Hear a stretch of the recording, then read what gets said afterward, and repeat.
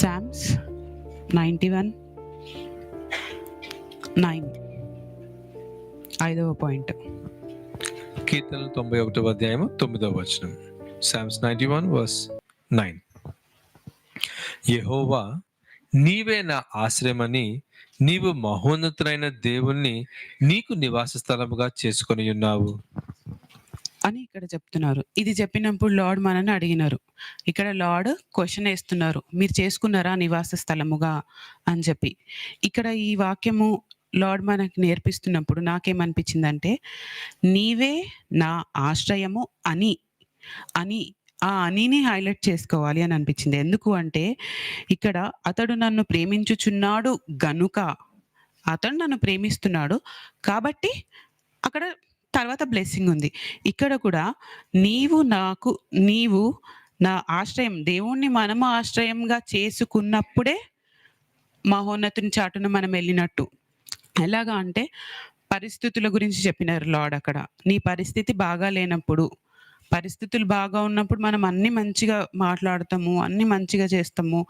కానీ ఎప్పుడైతే పరిస్థితులు బాగాలేనప్పుడు, అప్పుడు కంపల్సరీ ప్రాబ్లమ్సే కనిపిస్తుంటాయి. ప్రాబ్లమ్స్ కనిపిస్తున్నప్పుడు నువ్వు ప్రాబ్లమ్స్ని చూస్తున్నావు అంటే, ఇలా చెప్పారు లార్డ్ మనకి, ఇది క్రీస్తు మనని ఇక్కడ ఉంచుతారని చెప్పి. పరిశుద్ధాత్మ దేవుడు ఇక్కడ నుంచి బయటికి మనని వెళ్ళిపోకుండా చేసేది పరిశుద్ధాత్మ దేవుడు. ఆ పరిశుద్ధాత్మ దేవుడు ఎలా చేస్తారు వెళ్ళిపోకుండా అంటే, మనము ఆశ్రయంగా చేసుకున్నప్పుడు. దేవుని మనం ఎలాగా ఆశ్రయంగా చేసుకుంటాము? ప్రాబ్లం వస్తుంది, వచ్చినప్పుడు మనకి నా ఎక్స్పీరియన్స్ చెప్తాను. మనకు ఒక బరుకు యంత్రం ఇచ్చారు. ఆ యంత్రం ముందు నించున్నప్పుడు అది, నువ్వు పాపం చేసావా, ఇది ఒకటే కాదు మిగతా అవి కూడా మాట్లాడుతుంది. అది వెళ్ళి నాకు ఇలాగ అనిపిస్తుంది అని చెప్పినప్పుడు, నువ్వు సెల్ఫ్ పిట్టితో ఉండి నా దగ్గరకు వచ్చి మాట్లాడడానికి నువ్వు భయపడవా అని మాట్లాడుతుంది. నాతో అయితే అలా మాట్లాడుతుంది ఆ చక్రము. ఆ చక్రం మాట్లాడుతుంది ఆ విధంగా, అన్ని విధాలుగా మాట్లాడుతుంది. సరే, వాళ్ళు అలా అంటున్నారన్నావు కదా, నువ్వు కరెక్ట్ ఉన్నావా అని కూడా మాట్లాడుతుంది ఆ చక్రం. ఇలాగ ఆశ్రయం చేసుకోవడం. నా పరిస్థితి ఎందుకు బాగాలేదు, నా బాగాలేకపోవడానికి కారణం నేనేనా, లేదంటే వేరే వాళ్ళు చేయడం వల్ల నేను ఇలా బిహేవ్ చేశాను అనే ఆ అజంప్షన్లో ఉన్నాను. మళ్ళొకసారి చదువుదాము. 91:9. కీర్తనలు 91వ అధ్యాయము 9వ వచనం. యెహోవా, నీవే నా ఆశ్రయము అని నీవు మహోన్నతుడైన దేవుణ్ణి నీకు నివాస స్థలముగా చేసుకొని ఉన్నావు. 10 కూడా చదువుదామన్నా. 10వ వచనం. నీకు అపాయం ఏమీ రాదు, ఏ తెగులును నీ గుడారము సమీపించదు. అపాయం ఏమీ రాదు, ఏ తెగులు, గూడారము అంటే షెల్టర్, ఇల్లు. మన ఇల్లే ఏమై ఉంది పైన వరుసలో మన ఇల్లే మహోన్నతుడు. ఆయన దగ్గర నేనున్నప్పుడు, దేవుడి దగ్గర ఆయన షెల్టర్ కింద నేనున్నప్పుడు ఏ అపాయము మన దగ్గరికి రాదు, ఏ తెగులు మన దగ్గర వచ్చినట్టు అనిపిస్తుంది. కంపల్సరీ వచ్చినట్టు అనిపిస్తుంది, ఏదో జరుగుతుంది, ఇప్పుడు ఏదో జరుగుతుంది అనిపిస్తుంది, కానీ ఏది జరగదు మనం ఇక్కడే ఉంటే. కానీ ప్రాబ్లంని అవ్వ ఇలా చూడడం వలన నాకు అనిపించింది, ఈ వాక్యం చెప్పేటప్పుడు, అసలు అవ్వ ఆ పండుని చూడకపోతే అట్రాక్టే కాకపోతుండే కదా. ఆ పండు సైడ్ ఇలా తిరిగి చూడడం వల్ల అట్రాక్ట్ అయింది. అసలు ఇది వద్దు అన్నప్పుడు అటు సైడ్ తిరగకుండా, నాకెందుకు, నీకేం పని, ఇదే మెసేజ్లో చెప్పారు, నీకేం పని, ఆ దారిలో వెళ్ళేటప్పుడు నీకేం పని, నాకు ఆ పని కాదు అని అనుకోవాలని చెప్పి. ఇక్కడ లార్డ్ నేర్పించిండు, పరిస్థితి బాగా లేనప్పుడు నువ్వు ఎవరి మహోన్నతుడి చేతి కింద ఉన్నావా, ఆయన ఆశ్రయం కింద ఉన్నావా, పరిస్థితుల కింద ఉన్నావా? పరిస్థితుల కింద ఉన్నప్పుడు, నేను పరిస్థితుల్లో కింద ఉన్నప్పుడు ఏమైందో చెప్తాను. ఏమవుతుందంటే, పీస్ ఉండదు. మన పీసు పోగొట్టుకుంటాము, ఇంట్లో వాళ్ళ పీస్ అందరిది పోగొడతాం. ఎలాగా, మన ప్రాబ్లమే పెద్దగా ఉంది అన్నట్టు మనం ఎక్స్పోజ్ అవుతుంటాం, అలా చెప్తా ఉంటాం, చేస్తూ ఉంటాం, ఇరిటేట్ అవుతుంటాం. కానీ దేవుడి కింద ఉన్నప్పుడు మనం పలకగలుగుతాం, సరే ఇలా ఉందా, ఇది నన్ను ఏం చేయలేదు, ఇది జరిగిందే చెప్తున్నాను. నేను స్టేట్మెంట్లు ఇవ్వట్లేదు. ఈరోజు వాక్యంలో చెప్పినట్టుగా స్టేట్మెంట్లు ఇవ్వడానికి నాకైతే భయం, నేను అంత సాహసం చేయను. స్టేట్మెంట్ ఇవ్వట్లేదు, జరిగింది చెప్తున్నాను, దేవుడు నేర్పించింది చెప్తున్నాను. అలాగ జరిగినప్పుడు ఇది నన్ను ఏం చేయలేదు అని బయటికే పలకనవసరం లేదు, మనసులో అనుకున్నా చాలు, బయటికి పలికే పరిస్థితి ఉంది. ఎవరికి అభ్యంతరం లేదు అంటే కూడా బయటికి కూడా పలుకొచ్చుకో. కానీ ఒకవేళ ఇంకా ఆ పరిస్థితులలో, ప్రాబ్లమ్స్‌లో, ఇబ్బందులలో, ఇంకా ల్యాక్ ఆఫ్ నాలెడ్జ్‌లోనే ఉన్నాను అంటే రిపెంట్ అయ్యి బయటికి రండి అని చెప్పినారు లార్డ్ ఇక్కడ. ఎలాగ రిపెంట్ అయితాం? ఈరోజు లార్డ్ రిపెంటెన్స్ గురించి చెప్పినారు. దేవుడు దేవుడి యందు భయభక్తులు కలిగిన వారి కోరికలను కూడా లార్డ్ తీరుస్తారని చెప్పినారు. ఇంత మంచి దేవుడైతే నాకు అసలు చెప్పడానికి కూడా లేదు. ఈ దేవుడు ఎలాగ నేర్పిస్తున్నారు నాకు అంటే, నువ్వు ప్రతీదీ పరీక్షించుకోవాలి. నన్ను నేను పరీక్షించుకుంటున్న దాన్ని బట్టే నా వర్క్స్ అన్నీ జరుగుతాయి అని చెప్పినారు. కానీ ఇక్కడ మనిషి పరిస్థితిని ఇలాగా ఈ షెల్టర్ కింద నేనున్నప్పుడు, క్రీస్తు నన్ను ఇక్కడ ఉంచినప్పుడు, పరిశుద్ధాత్మ దేవుడు మూవ్ చేయకుండా ఇలాగున్నప్పుడు, అదెలా చేస్తదంటే పరిస్థితులు ప్రాబ్లమ్ వచ్చి పడిపోవడమే కాదు. ఇక్కడి నుంచి బయటికి పోవడానికి కారణం ఎలాంటివి జరుగుతాయంటే, అరే! వీళ్ళు వాక్యం వింటున్నారు గదా! వీళ్ళెందుకిలా జేస్తున్నారు? అరే! వీళ్ళు వాక్యం వింటున్నారు. ఎందుకిలా రిబ్యూక్ చేస్తున్నారు? నాకెందుకు? వాళ్ళు వాక్యం వినకపోని, వాళ్ళు వాక్యం విని కూడా అలా చేస్తున్నారెందుకు? వీళ్ళకి వాక్యం తెలిసి కూడా ఇది నా పని కాదు. ఇలాంటి థాట్స్ వచ్చినా కూడా దీని కింద నుంచి నేను బయటికెళ్ళిపోయినట్టే. ఈ మహోన్నతుని చేతి కింద నుంచి ఎళ్ళిపోయినట్టే. అప్పుడు తప్పకుండా అపాయం వస్తది. తెగుళ్ళు వస్తాయి. నాశనకరమైనవి ఏవేవి రావాలో అవన్నీ గూడా వస్తాయి. రావడం అనేవి జరుగుతాయి. రావొద్దు అంటే ఆయన చేతి కిందనే ఉండాలి. దేవుని నివాస స్థలంగా చేసుకొని ఉంటే నీ థింకింగ్ ప్రాసెస్ మారిపోతది. నువ్వు రిసీవ్ చేసుకునేది మారిపోతది. కొన్నిసార్లు మన తప్పే లేదు అన్నట్టు మనకనిపిస్తది. ఇంకొకరొచ్చి కరెక్షన్స్ ఇస్తుంటారు. అప్పుడు మనం ఓకే అంటాము. ఇది ఒక కేటగిరీ చెప్తున్నాను. ఓకే అంటాము. కానీ పక్కకెళ్తాము. పక్కకెళ్ళినప్పుడు వాళ్ళు చెప్తుంటారు. వేరే వాళ్ళు చెప్తుంటారు. ఆమె నాకిలా కరెక్షన్ ఇచ్చింది అంటే అక్కడ రియాలిటీ బయటొస్తది. అవును. నాకు గూడా కరెక్షన్ ఇచ్చిందామె. అసలు నేనట్లా చెయ్యలేదు. ఇక్కడ రియాలిటీ బయటికొస్తది. అప్పుడు మట్టుకు మనం నిజాయితీగా, నీతిమంతులుగా ఉన్నంత మాత్రాన ఈయన కిందున్నట్టు గాదు. ఆ పరిస్థితులొచ్చి వేరే వాళ్ళు ప్రొవోకింగ్ చేసినా కూడా నిన్న అన్న గూడా చెప్పినారు. ఏంటి పగటి వేళ బాణములు, రాత్రి వేళ బాణములు అంటే ఇంటెన్షన్‌గా మాట్లాడతారు వాళ్ళు అన్నప్పుడు, ఈ అండర్‌స్టాండింగ్ కీర్తనలు ఇది చెప్పారు. కీర్తనలు మీరు పాడేస్తారు. ఎట్లా అంటే అట్లా పాటలు పాడేస్తూనే ఉంటారు. ఆ కీర్తన యొక్క అర్థం మీకు తెలియకుండా పాడితే ఎందుకది వేస్ట్. కానీ ఆ అర్థం తెలుసుకొని పాడితే వాగ్దానము అనన్నారు. ఆ అర్థం తెలుసుకొని పాడడం అంటే ఏంటి అన్నది నేనిక్కడ ఆలోచించినప్పుడు, పగటి వేళ బాణములు, రాత్రి వేళ బాణములు ఎవరో ఇంటెన్షన్‌గా నన్నేదో అంటారంట అని తీసుకోవడం లార్డ్‌కి ఇష్టముండదు. నేనెవరినని ఇంటెన్షన్‌గా ఏమైనా అంటున్నానా? నా మాటలు వేరే వాళ్ళకి బాణంలెలా గుచ్చుకుంటున్నాయా? వాంటెడ్‌లీ నేనెవరినైనా హర్ట్ చేస్తున్నానా? నోటి మాట వలన కలుగు నొప్పి నొప్పి నీకు తగలకుండా ఆయన చూస్తారు అంటే, లార్డ్ నన్ను చూస్తారు అనే కాదు. నేను వేరే వాళ్ళకి మాట వలన వేరే వాళ్ళని హర్ట్ చేస్తున్నానా? అన్నది కూడా ఆలోచించుకోవాలి అన్నది ఇక్కడ నాకు లార్డ్ నేర్పించినారు. అది కన్ఫర్మేషన్ ఎప్పుడు దొరుకుతాది అని అడిగినారు. ఆయన ఆయన కిందనే మనం ఉన్నాము అన్న కన్ఫర్మేషన్ ఎప్పుడు దొరుకుతది అని అన్నారు. ఎప్పుడు దొరుకుతది? ఏ సిట్యుయేషన్ వచ్చినా, ఏది జరుగుతున్నా మన లైఫ్‌లో, మన మైండ్‌లో బ్యాక్‌గ్రౌండ్ మ్యూజిక్ ఉండకుండా ఇది లార్డ్‌కి ఇష్టమా? ఇప్పుడు ఏమైతది? మనకు కొన్నిసార్లు తెలియకుండానే ఒకలాంటి బాధొస్తుంటది. ఏడుపొస్తుంటది. ఏం జరగదు యాక్చువల్‌గా బాధనిపిస్తుంటది. అప్పుడెళ్లి ఆ చక్రం ముందు నించున్నప్పుడు ఆ చక్రం మాట్లాడతది. ఎలా మాట్లాడతది? కొన్నిసార్లు కంఫర్ట్‌గా మాట్లాడతది. కొన్నిసార్లు రిబ్యూక్‌గా మాట్లాడతది. కొన్నిసార్లు నువ్వు అపరాధంలో ఉండొచ్చి నా ముందు నించున్నావేంటి? అని గూడా మాట్లాడతది. కానీ మనం చేసే మిస్టేక్ ఏంటి? మనము అంటే నేనైనా అక్కడ ఎళ్లి నించునేంత టైము తీసుకోము. ఏదో ఒక వాక్యం ముందు పెట్టుకొని ఎళ్ళిపోతాం. ఒక్కసారి ఆగి ఆలోచించి మన ప్రవక్తలు వాళ్ళు మనకు ముందు నుంచి నేర్పిస్తున్నారు. ఏదైనా సమస్య వచ్చినప్పుడు ఆగి ఆలోచించి ఇది నేనెప్పుడైనా ఎవరికైనా చేయడం వల్ల ఇప్పుడు నేను కోస్తున్నానా ప్రతిఫలంగా? మనం చదివినాం ప్రతిఫలంగా అన్నది. నేను చేయడం వల్ల వచ్చిందా ఇప్పుడు? నేను ఆల్రెడీ ఎప్పుడో ఎవరి దగ్గర విత్తనం ఏసినందుకు వచ్చిందా అన్నది ఆలోచించుకోవాలి అన్నది ఇక్కడ నేర్పించినారు. నీ ప్రాబ్లమ్స్ వచ్చినప్పుడు నీ కళ్ళు చూడని, నీ శరీరం చూడని, నీ హార్ట్ చూడొద్దు, నీ మైండ్ చూడొద్దు అని చెప్పినారు. మైండ్, హార్టే ఫస్ట్ చూస్తది. ఎందుకంటే అవి ఫాస్ట్‌గా రన్ అవుతుంటది.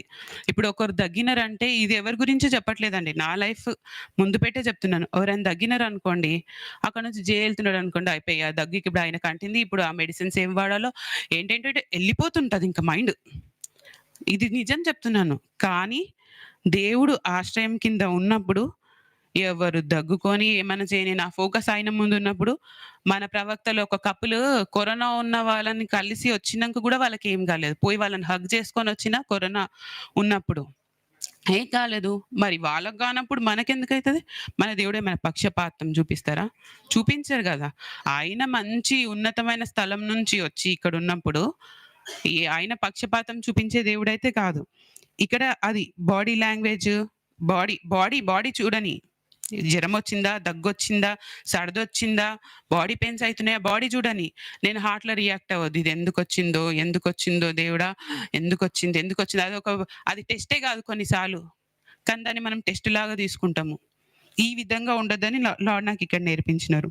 దేవుణ్ణి అర్థం చేసుకోవడము అంటే, ఆ పాటలు పాడేటప్పుడు అర్థం చేసుకోవడము, ఆ కీర్తన అర్థం చేసుకోకుండా పాడడము అన్నప్పుడు నాకేమనిపించింది అంటే, ఇప్పుడు ఒక పాట పాడుతుంటాము. పాట పాడేటప్పుడు కంపల్సరీ ఇక్కడ ఏదో ఒకటి రన్ అయితేనే ఉంటది.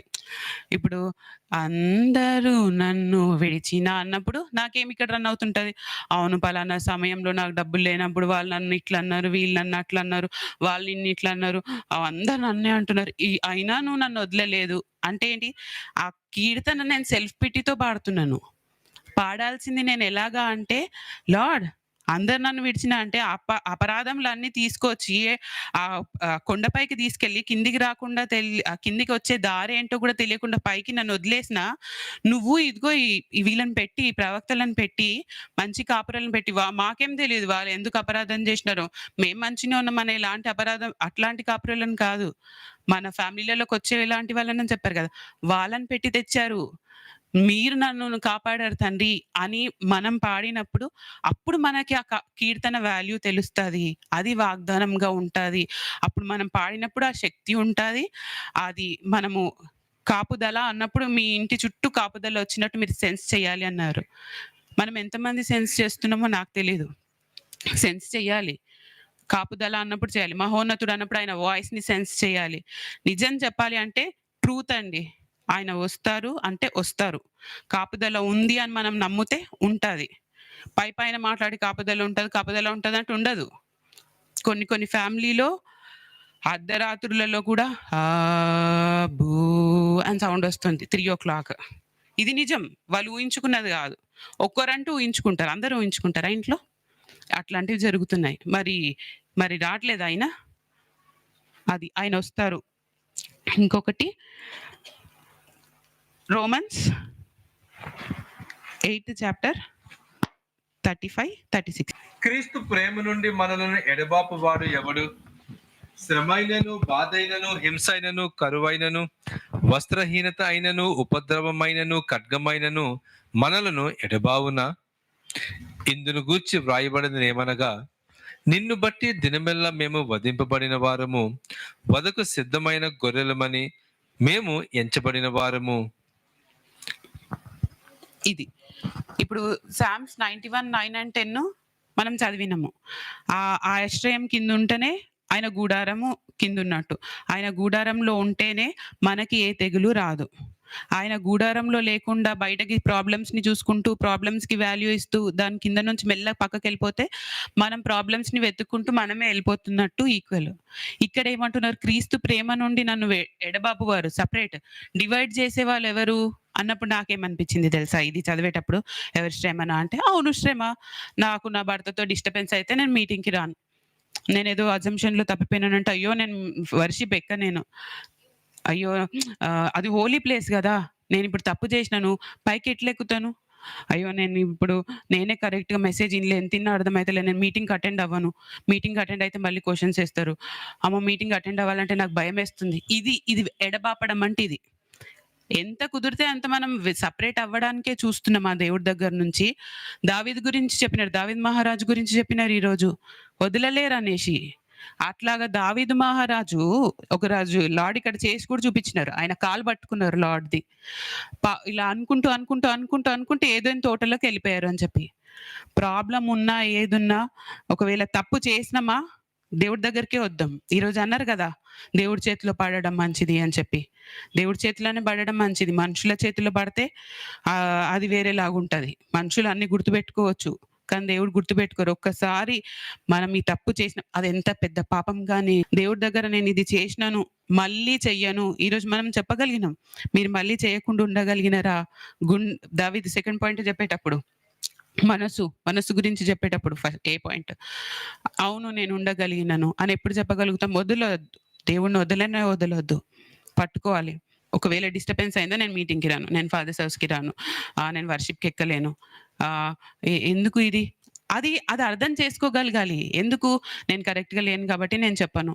అది మనకు అర్థమవుతున్నప్పుడు కరెక్ట్‌గా ఉండి చూపిద్దాం మరి. నేను తప్పు చేసినాను, స్టేజ్ మీదకి ఎక్కను అన్నప్పుడు, ఇప్పుడు డిసిషన్ తీసుకొని రిపెంట్ అవ్వండి అన్నప్పుడు. వెలుగు ఉన్నప్పుడే నేను వచ్చి బోధించకపోతే మీకు పాపం ఉండకపోతుండే. కానీ ఇప్పుడు మీ పాపంకి మిష లేదు అని అన్నారు. మరి రేపటికి మనం దీని గురించి మనం ఏం ఆన్సర్ చెప్పుకుంటాం? ఆయన వచ్చి బోధిస్తున్నాడు. మళ్ళీ రేపు ఎల్లుండి ఆయన వెళ్ళిపోయిన తర్వాత దీనన్నిటికి మనం ఆన్సర్ చెప్పుకోవాలి కదండీ! కదా! అందుకే ఇలాంటి అండర్‌స్టాండింగ్‌లో ఉండొద్దు అని నేను తీసుకున్నాను. తప్పు చేసినా నేను రాను. నేను తప్పు చేసినా నేను మీటింగ్‌కి అటెండ్ అవ్వను. నాకు చెప్పాలంటే భయము. నేను ఎక్కను వర్షిప్‌కెళ్ళను. ఇదంతా కాదు. అవంతా కూడా దేవుడి నుంచి సెపరేట్ అయ్యేదే. దేవుడి ఉద్దేశంని నువ్వు అర్థం చేసుకుంటున్నావా అన్నది ఒకటి చెప్పారక్కడ. దేవుడి ఉద్దేశంని మనం అర్థం చేసుకోవడం ఏంటి? దేవుడిని అర్థం చేసుకోవడము ఒకటైతే, దేవుడి ఉద్దేశంని నువ్వు అర్థం చేసుకున్నావు. ఇదే పాయింట్‌లో చెప్పారు. ఇదే 5దో స్టెప్‌లోనే చెప్పారు. అన్నప్పుడు ఇది చెప్పగానే నాకేమనిపించింది అంటే, ప్రవక్త అయిన సమూయేలు గుర్తొచ్చినారు. ఆయన ఏంటి దేవుడి ఉద్దేశంని గుర్తుపట్టినాడు. ఫస్ట్ శామ్యూయల్ 7, 8 చాప్టర్‌లో, 12థ్ చాప్టర్‌లో అక్కడ ఏమని ఉంటది? వాళ్ళొచ్చి నాకు రాజు కావాలి అన్నప్పుడు అక్కడ లార్డ్ దగ్గర ప్రేయర్ చేస్తారు. ఉరుములను పంపించండి అని చెప్పి. ఉరుములొస్తాయి. ఉరుములొచ్చిన తర్వాత ఏం చేస్తారు? మీరు దేవుడిని విసర్జించొద్దు అని చెప్పి. అక్కడ ఏంటి ఆయన పని? దేవుడిని ఉద్దేశంని గుర్తుపట్టాడు. దేవుడి ఉద్దేశం ఏంటి? నా ప్రజలు నా దగ్గర ఉండాలి అనే ఉద్దేశం గుర్తుపట్టాడు. గుర్తుపట్టి వీళ్ళని దేవుడికి కనెక్ట్ చేశాడు. ఇది నాకు గుర్తొచ్చింది. ఈరోజు మనం మాత్రమే నీతిమంతుల్లాగా మనం మాత్రమే నేనున్నాను కాదు. నేను ఉంటూ దేవుడి ఉద్దేశంని గుర్తుపడుతూ ఆయన ఉద్దేశంలో నా అండర్‌స్టాండింగ్ ఉండాలి. ఆయన ఉద్దేశంలో నా అండర్‌స్టాండింగ్ ఉండాలి. నా అండర్‌స్టాండింగ్ ఎట్లా ఉండాలి అంటే, నా అండర్‌స్టాండింగ్‌లో ఆయన ఉద్దేశం ఓహో! దేవుడికైతే ఇట్లా ఇష్టం. ఇప్పుడు ప్రవక్తలు ఉన్నారు. కొన్ని చెప్తారు మనకి. ఏదైనా ఉంటే నాకు చెప్పండి అని చెప్తారు. ఎందుకు? వాళ్ళకి చాలా ఫ్రీ టైమ్ ఉండి కాదు. అది దేవుడి దగ్గరికెళ్ళడానికి ప్రవక్తల దగ్గర నుంచి దేవుడి దగ్గరికెళ్ళడానికి డిఫరెన్స్ ఉంటది. కొన్ని మనకు అర్థం కావు. రోమన్స్ చాప్టర్‌లో ఉంటది. ఆహాహా! దేవుడి బుద్ధి, జ్ఞానములు అని వాక్యం ఉంటది. కొన్ని మనకు అర్థం కావు. అర్థం కానప్పుడు సైలెంట్‌గా సరెండర్ అయిపోవడం మంచిదని నేనంటాను. నా ఉద్దేశ్యం అయితే అదే. నేనైతే అదే చేస్తాను. సైలెంట్‌గా అయిపోయి వాళ్ళ దగ్గర నుంచి ఎళ్ళడమే మంచిది.